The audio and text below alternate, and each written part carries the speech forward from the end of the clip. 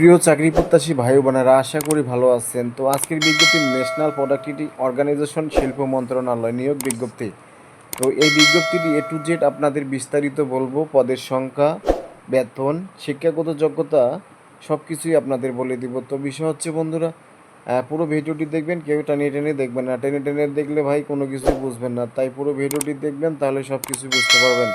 আর প্রিয় দর্শক বন্ধু, আজ একটা কথা বলে রাখি, আমাদের চ্যানেলে যদি নতুন দর্শক বন্ধু হয়ে থাকেন, অবশ্যই চ্যানেলটাকে সাবস্ক্রাইব করে বেল আইকন বাজিয়ে দিবেন। পরবর্তী ভিডিওগুলো সবার আগে পাওয়ার জন্য অবশ্যই অল সিলেক্ট করে রাখবেন। আর আমাদের চ্যানেলের নিয়োগ বিজ্ঞপ্তিগুলো সকল ধরনের দেওয়া হয়, সরকারি বেসরকারি যে কোনো বিষয়ে আমরা নিয়োগ বিজ্ঞপ্তি প্রকাশ করে থাকি। তো প্রিয় দর্শক বন্ধু, চলুন শুরু করি, কথা আর বেশি বাড়াচ্ছি না। দেখতেই পাচ্ছেন নিয়োগ বিজ্ঞপ্তি, শিল্প মন্ত্রণালয়, হচ্ছে তারিখ 15/9/2025 ন্যাশনাল প্রোডাক্টিভিটি অর্গানাইজেশন এনপিও এর রাজস্ব খাতভুক্ত নিম্নবর্ণিত স্থায়ী ও অস্থায়ী শূন্যপদ সমূহে সরাসরি নিয়োগের মাধ্যমে পূরণের জন্য পদের পাশে উল্লেখিত যোগ্যতা শতাব্দী পূরণ সাপেক্ষে বাংলাদেশে প্রকৃত নাগরিকদের নিকট হতে অনলাইনে npo.টেলিটক.com ওয়েবসাইটে আবেদনপত্র আহ্বান করা যাচ্ছে। অনলাইনে আবেদন ব্যতীত কোনো আবেদনপত্র গ্রহণ করা হবে না। তো দেখতেই পাচ্ছেন, আপনার হচ্ছে জাতীয় বেতন স্কেল, পদের নাম বেতন স্কেল, জাতীয় বেতন স্কেল 2015 অনুযায়ী 1 নম্বরে বলা হচ্ছে পরিসংখ্যান তথ্য অনুসন্ধানকারী গ্রেড 12, 11,300 থেকে 27,300, বয়স 18 থেকে 32 বছর।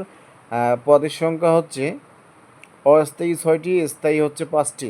শিক্ষাগত যোগ্যতা ও অভিজ্ঞতা বলে দিচ্ছে এবারে কি, কোনো শিক্ষিত বিশ্ববিদ্যালয়তে অর্থনীতি, ভূগোল, পরিসংখ্যান, ব্যবস্থাপনা, হিসাব বিজ্ঞান, সমাজবিজ্ঞান, গণিত, সমাজকর্ম, মার্কেটিং, ব্যাংকিং, ফিনান্স, সমাজকল্যাণ বিষয়ে দ্বিতীয় শ্রেণী সমমানের সিজিপিএ সার্থক সম্মান অথবা সমমানের ডিগ্রি। তো এই পদটি পেতে গেলে এই লেখাপড়াগুলো আপনার ভাইয়া কিন্তু 100% লাগবে।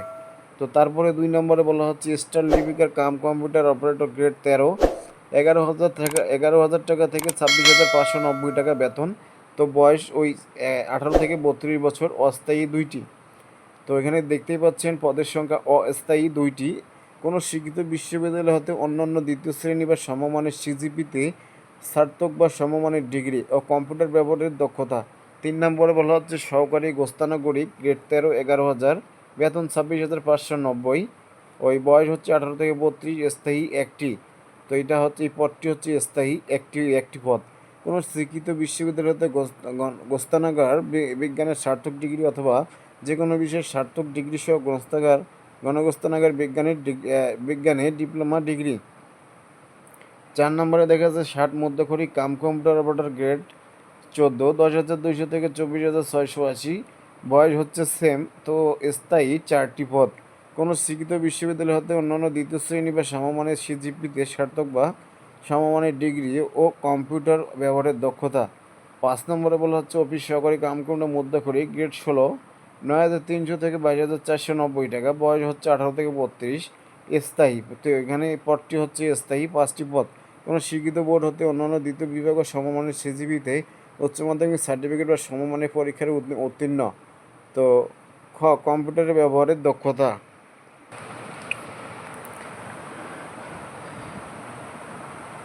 তো 5 নম্বরে দেখতে পাচ্ছেন গ্রেড 16, 9,300 থেকে 22,490, বয়স 18-32, স্থায়ী 5টি পদ। কোনো শিক্ষিত বোর্ড হতে অন্যান্য দ্বিতীয় বিভাগ বা সমমানের জিপিএ তে উচ্চ মাধ্যমিক সার্টিফিকেট বা সমমানের পরীক্ষায় উত্তীর্ণ। কম্পিউটার ব্যবহারের দক্ষতা। 6 নম্বরে বিল করশিক গ্রেড 16, 9,300, 22,490, বয়স হচ্ছে 18 থেকে 32, স্থায়ী 1টি। কোনো স্বীকৃত বোর্ড হতে ব্যবসায় শিক্ষা বিভাগ উচ্চ মাধ্যমিক স্কুল সার্টিফিকেট বা সমমানের পরীক্ষায় উত্তীর্ণ। তো টেলিফোন অপারেটর গ্রেড 16, বেতন হচ্ছে 9,300 থেকে 22,490, স্থায়ী 1টি পদ। কোনো স্বীকৃত বোর্ড হতে উচ্চ মাধ্যমিক স্কুল সার্টিফিকেট বা সমমানের পরীক্ষায় উত্তীর্ণ। অফিস সহায়ক গ্রেড 20, 8,250 থেকে 20,010 টাকা, স্থায়ী 60টি পদ, অস্থায়ী 4টি পদ। তো কোনো স্বীকৃত বোর্ড হতে মাধ্যমিক স্কুল সার্টিফিকেটের সমমানের পরীক্ষায় উত্তীর্ণ। বিদ্রোহ গত 22/1/2020 তারিখে স্মারক নম্বর এত, 11/4/2023 তারিখে স্মারক নম্বর এত নিয়োগ বিজ্ঞপ্তি মোতাবেক যারা আবেদন করেছেন তাদের পুনরায় আবেদন করার প্রয়োজন নাই।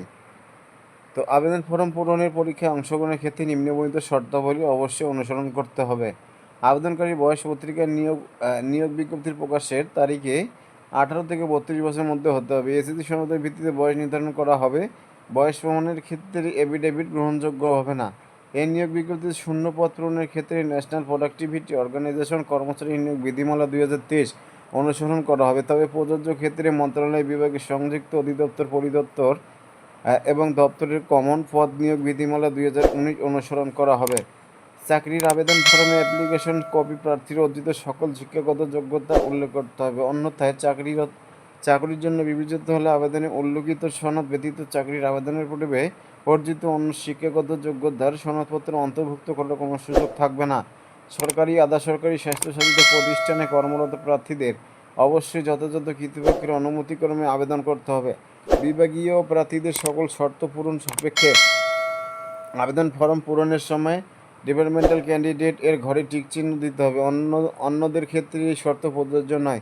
তবে সকল চাকরির প্রার্থীকে প্রযোজ্য ক্ষেত্রে মৌখিক পরীক্ষার সময় নিয়োগকারী কর্তৃপক্ষ কৃতোক্ত প্রদত্ত অনাপত্তিপত্রের মূল কপি জমা দিতে হবে। এক্ষেত্রে কোনো অগ্রিম কপি গ্রহণ করা হবে না। নিয়োগের জন্য প্রার্থী নির্বাচনের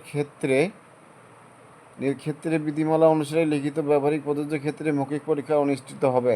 মৌখিক পরীক্ষার সময় সংশ্লিষ্ট সকল শিক্ষাগত যোগ্যতা, অভিজ্ঞতা, নাগরিকত্ব, চারিত্রিক ও সকল প্রকার প্রশিক্ষণের সনদ, পূরণকৃত অ্যাপ্লিকেশন কপি, প্রবেশপত্র, সকল কাগজপত্র, এক সেট সত্যায়িত ফটোকপি, 70 তলা 2 কপি পাসপোর্ট সাইজের রঙিন সত্যায়িত ছবি।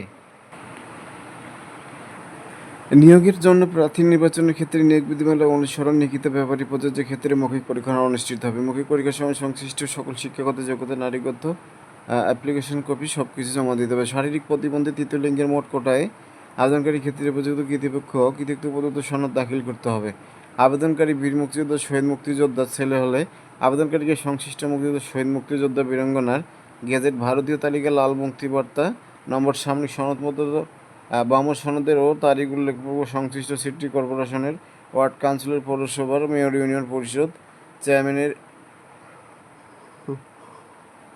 স্থল প্রশাসক ক্ষমতাপ্রাপ্ত উপযুক্ত কর্মকর্তাকৃত প্রমাণসহ উপস্থাপন করতে হবে। প্রার্থীর যোগ্যতা যাচাই, প্রার্থী কৃতিত্ব প্রদত্ত কোনো তথ্য, দাখিলকৃত কাগজপত্র জাল, মিথ্যা, বিজ্ঞপ্তিতে যাচিত নিয়ম শর্তের সাথে গরমিল, অসামঞ্জস্য পাওয়া গেলে, ভুয়া প্রমাণিত হলে কিংবা পরীক্ষা নকল অসদুপায় অবলম্বন করলে সংশ্লিষ্ট প্রার্থিতা বাতিল করা হবে এবং তার বিরুদ্ধে যথাযথ আইনানুগ ব্যবস্থা গ্রহণ করা হবে। ভুল তথ্য, জাল কাগজপত্র প্রযোজিত হলে পরীক্ষায় উত্তীর্ণ যে কোনো প্রার্থীর পরীক্ষা চলাকালীন অথবা পরবর্তী যে কোনো সময় প্রার্থিতা বাতিল করার ক্ষমতা কর্তৃপক্ষ সংরক্ষণ করেন। যদি কোনো প্রার্থী বাংলাদেশের নাগরিক না হন কিংবা বাংলাদেশের নাগরিক নন এমন কোনো ব্যক্তিকে বিয়ে করার জন্য প্রতিশ্রুতিবদ্ধ হন কিংবা কোনো ফৌজদারি আদালত কর্তৃক নৈতিক স্থলজনিত অভিযোগ প্রমাণিত হন, তবে তিনি আবেদন করার জন্য অযোগ্য বিবেচিত হবেন। লিখিত মৌখিক ব্যবহারিক পরীক্ষায় অংশগ্রহণের জন্য কোনো প্রকার ভাতা প্রদান করা হবে না। কর্তৃপক্ষ পদের সংখ্যা হ্রাস বৃদ্ধি বিজ্ঞপ্তি বাতিল কিংবা বিধি মোতাবেক